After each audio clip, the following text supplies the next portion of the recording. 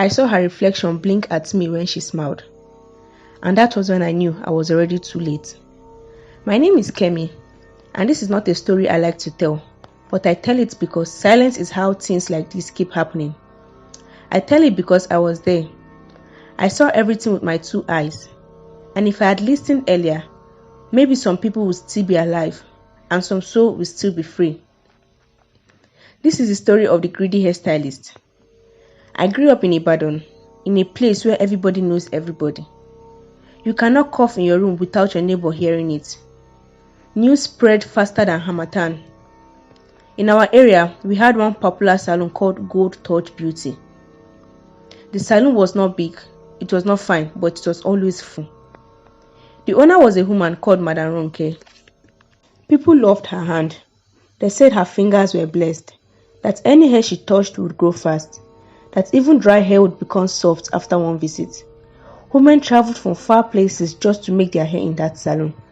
Brides booked her months before their marriage. Even men who did not like salons knew her name. At first, nothing about her looked strange. She was always neat, always smiling, always counting money. She loved money more than anything else. She used to say, "In this life, if money no enter your hand, na suffering remain." People laughed when she said it. I laughed too. I did not know she meant it in a deeper way. I met Madam Ronke when I was looking for a place to do my NYSC service year skill training. I wanted to learn hairstyling properly, not just the few knowledge I know about it. When I entered her salon that first day, it was noisy. Hair dryers were blowing, women were talking, children were crying, music was loud. But Madam Ronke noticed me immediately. She looked at me from head to toe and said, "You have good fingers, I can see it." I was surprised. She asked if I wanted to learn. I said yes. She told me to start the next day. I should have asked questions, but I did not. From the first week, I noticed that Madam Ronke did not behave like other salon owners. She did not joke too much. She did not gossip. She did not rest. She washed everything. Every strand of hair that fell on the floor, she swept it herself.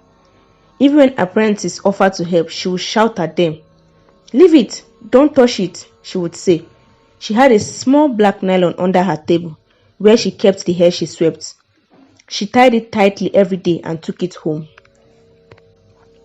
I once asked her why she did not throw it away like others.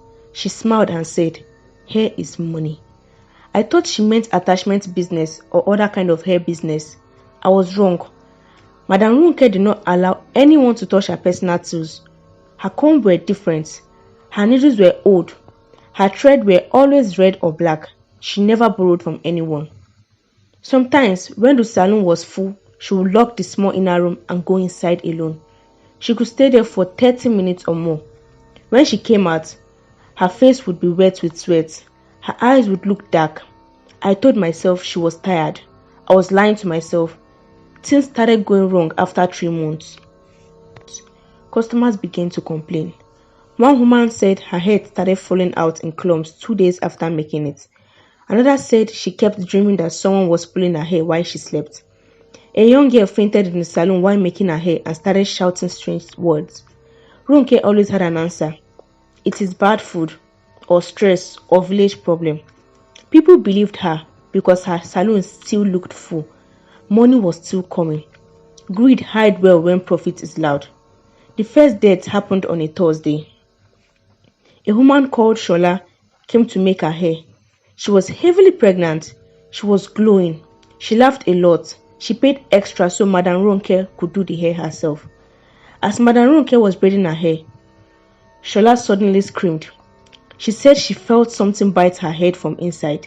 Before anyone could react, she slumped.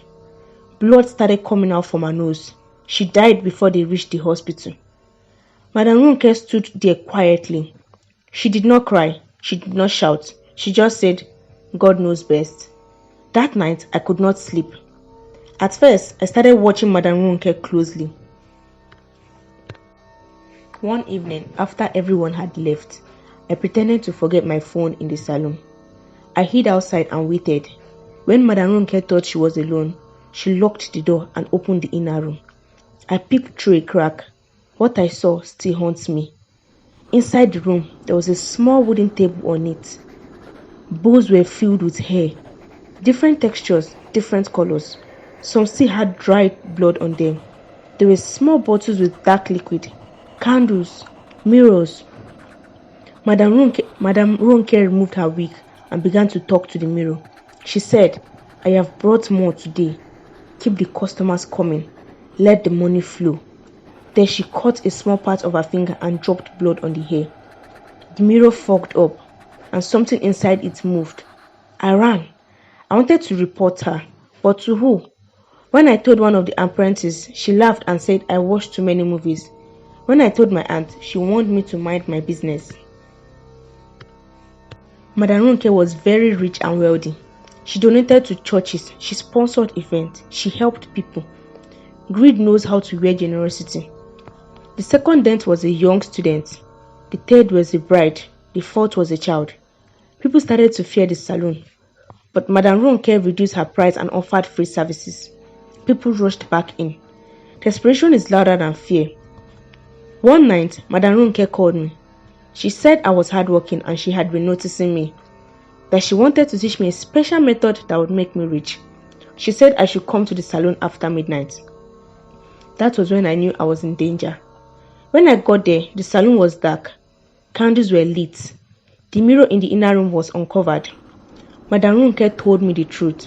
She said a spirit lived in the mirror, a spirit that fed on women through their hair, that as long as she fed it, it would bring customers and money.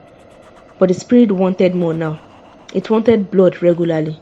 She said she needed an assistant. She said greed had grown teeth, but I refused. Then she smiled. That was when her reflection blinked at me, when she did not. I did not remember anything that happened next. I remembered heat, pain, pressure on my head. I remember voices screaming inside the mirror. I woke up in a bush. My hair was gone. Madam Ronke's salon burned down that same night.